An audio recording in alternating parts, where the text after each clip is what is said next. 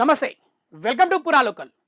డాకు మాన్సింగ్ ఆయన పోలీసులకు నేరస్తుడు, కానీ చాలా ఊళ్ళకి ఆయన దేవుడు. ఎందుకంటే పెద్దోళ్ళ ఇళ్లలో దోచి పేదవాళ్లకు పంచిపెట్టేవాడు ఆ సొమ్ముని. అలా చాలామందికి దేవుడయ్యాడు. అతనికి గుడి కూడా కట్టారు. ఆయన గుడి ఇప్పుడు కూడా ఉంది. ఆయన ఎక్కడ పుట్టారు, ఎక్కడ దోపిడీలు చేశారు, అసలు ఆయన ఏ కాలం వాడు, ఇవన్నీ తెలుసుకునే ప్రయత్నం చేద్దాం. అవన్నీ ఇప్పుడు ఎందుకంటారా, రీసెంట్గా నందమూరి బాలకృష్ణ నటించిన సినిమా పేరే డాకు మహారాజ్. ఆ టీజర్ రిలీజ్ అయింది, చాలామంది చూశారు. అసలు ఎవరి డాకు రాజ్ అని తెలుసుకునే ప్రయత్నం చాలామంది చేస్తున్నారు. మనం కూడా తెలుసుకునే ప్రయత్నం చేద్దాం. లెక్కలేనన్ని దోపిడీలు, ఆయనను దేవుడిలా ఎందుకు కొలుస్తున్నారు? ఒకప్పటి బాలీవుడ్ అగ్రహీరో అమితాబ్ బచ్చన్ కూడా ఇప్పటికీ కూడా డాకు మాన్సింగ్ గురించే మాట్లాడుతుంటారంట. ఒక నలుగురు ఒక దగ్గర సమావేశం అయితే మరి అంతలా ఎందుకు ఫేమస్ అయ్యాడు ఈ డాకు మాన్సింగ్? మాన్సింగ్ 1890లో ఆగ్రాకు 50 కిలోమీటర్ల దూరంలో ఉన్న కేరా రాథోడ్ గ్రామంలో క్షత్రియ కుటుంబంలో పుట్టాడు.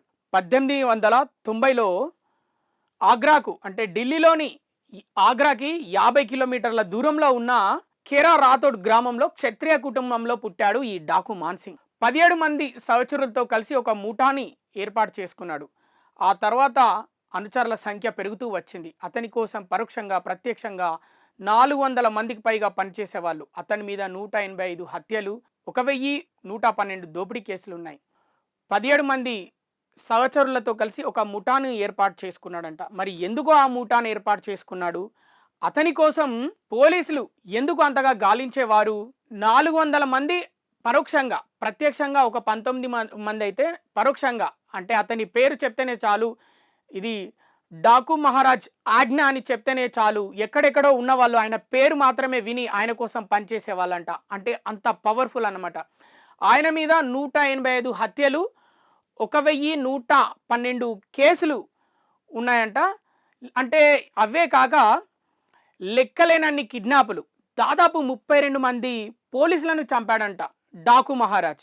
పేదవాళ్లకు హెల్ప్ చేయడం కోసమే, కేవలం పేదవాళ్లకు హెల్ప్ చేయడం కోసం పోలీసులను కూడా చంపిన ఏకైక ఒక మహారాజ్ డాకు మహారాజ్.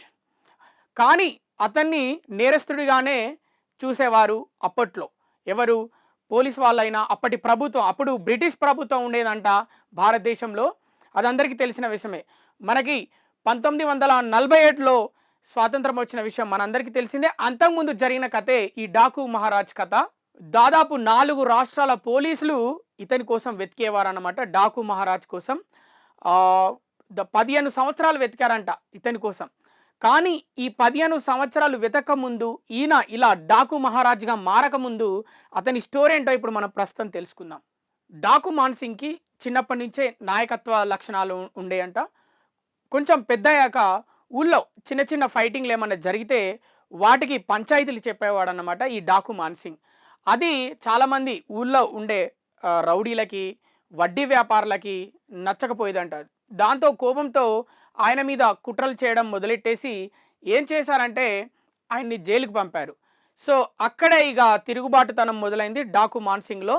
సో డాకు మాన్సింగ్ ఎప్పుడైతే జైలు నుంచి వచ్చాడో అప్పుడు ఏం చేశాడంటే డైరెక్ట్ ఆయన జైలుకి వెళ్ళడానికి కారణమైన వాళ్ళ మీద దాడి చేయడం ప్రారంభించాడు. వాళ్ళ ఇళ్లకు నిప్పు పెట్టాడు. సో ఆ తర్వాత చెంబల్లోకి వెళ్ళిపోయాడు అనమాట. చెంబల్లోకి వెళ్ళిపోయి అక్కడ కొన్ని రోజులు ఉండి మళ్ళీ తర్వాత ఊళ్ళోకి రాగానే పోలీసులు అరెస్ట్ చేశారు డాకు మాన్సింగ్ని. అరెస్ట్ చేసి అప్పటి ప్రభుత్వం డాకు మాన్సింగ్ని అరెస్ట్ చేసి మళ్ళీ జైలుకు పంపింది డాకు మాన్సింగ్ని. అతనికి 2 కొడుకులు డాకు మాన్సింగ్కి. వాళ్ళిద్దరిని ఎన్కౌంటర్ చేశారు బ్రిటిష్ వాళ్ళు. సో ఆ బ్రిటిష్ వాళ్ళు ఎన్కౌంటర్లో చంపేశాక డాకు మాన్సింగ్ 1939లో జైలు నుంచి విడుదలయ్యారు. ఇక్కడే అసలు కథ మొదలైంది. ఎప్పుడైతే 1939లో జైలు నుంచి విడుదలయ్యారో అప్పుడే జైల్లో ఉన్నప్పుడే 2 సహచరులను ఆయన ఏర్పాటు చేసుకున్నారు. వారితో ఒక సామ్రాజ్యాన్ని నిర్మించుకున్నారు డాకు మాన్సింగ్. తర్వాత డాకు మహారాజ్గా మారిపోయాడు. సో ఆయనకి ఎన్నో దోపిడీలు చేశారు. డాకు మాన్సింగ్. కానీ అవన్నీ మనం చెప్పుకున్న విధంగా పేదవాళ్ళకి ఏది చేసినా పేదవాళ్ళ కోసమే. ఊళ్ళలో తిరిగి అందరికీ పంచేవాడంట.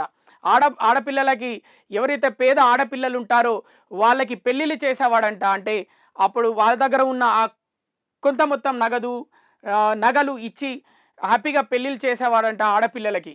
అలాగే ధనికుల ఇళ్లను దోచి పేదల జేబులు నింపేవాడంట ఈ డాకు మహారాజ్. ముఖ్యంగా డాకు మాన్సింగ్ ఆడవాళ్ళను చాలా గౌరవించేవాడు. అలాగే ఆయన చేసిన సహాయాలు చూసి ఆయనకి గుడి కూడా కట్టారు. మీరు ఇక్కడ ఈ చిత్రంలో చూస్తున్నారు, ఇది ఆయనకు కట్టిన గుడే.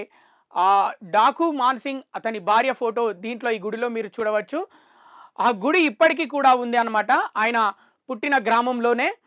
కాకపోతే ఏంటంటే డాకు మాన్సింగ్ని ఇప్పటికీ నేరస్తుడిగానే చూపిస్తారు పోలీసులు. కాకపోతే సినిమా ఇండస్ట్రీ వాళ్ళకి సంబంధించి, కొంతమంది రాజకీయ నాయకులకు సంబంధించి, బయట చాలామంది ప్రజలకు సంబంధించి ఆయన వీరోచిత పోరాటాలు ఇవన్నీ, ఎందుకంటే ఒక రాబిన్హుడ్ పాత్ర, పెద్దోళ్ళ ఇళ్లను దోచి పేదోళ్ళ ఇళ్లకు తీసుకొచ్చి ఆ సొమ్ముని అందరికీ సమానంగా పంచేవాడు. కాబట్టి అతని స్టోరీలు చెప్పుకునే వాళ్ళంట.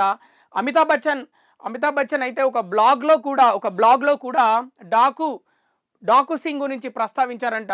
నా చిన్నప్పుడు డాకు మాన్సింగ్ సాహసాల గురించి ఎన్నో కథలు విన్నాం. నలుగురు ఒక చోట కలిస్తే ఖచ్చితంగా డాకు మాన్సింగ్ ప్రస్తావన వచ్చేది అంటూ చెప్పుకొచ్చాడు మాన్సింగ్. సో ఈ విధంగా ఉండేదన్నమాట. సో అప్పటి కాలం వాళ్ళకి డాకు మాన్సింగ్ అంటే ఒక హీరో. అంటే మనం తెర మీదనే చూస్తాము హీరోలు అందరు ఇలా ఉండేవారు, కానీ డాకు మాన్సింగ్ రియల్ అయిన మహారాజ్ అన్నమాట. ఆయన ఎలాంటి కల్మషం లేని ఒక మహారాజ్ అన్నమాట. ఆయన జైల్లో ఉన్నప్పుడే ఆయనలో తిరుగుబాటు మొదలైంది. ఈ విధంగా పేదోళ్ళని చాలా ఆప్యాయతగా చూసుకున్న ఎవరైనా రాజు ఉన్నాడు, రాజ్యం లేని రాజు ఉన్నాడంటే అది ఒక డాకు మహారాజా అనే చెప్తుంటారు. ఇవి మరి డాకు మహారాజ్కి సంబంధించిన వివరాలు. ఇవి ఇప్పటివరకు ఉన్న అప్డేట్స్. మరిన్ని అప్డేట్స్ కోసం చూస్తూనే ఉండండి పూరా local, your choice for local voice.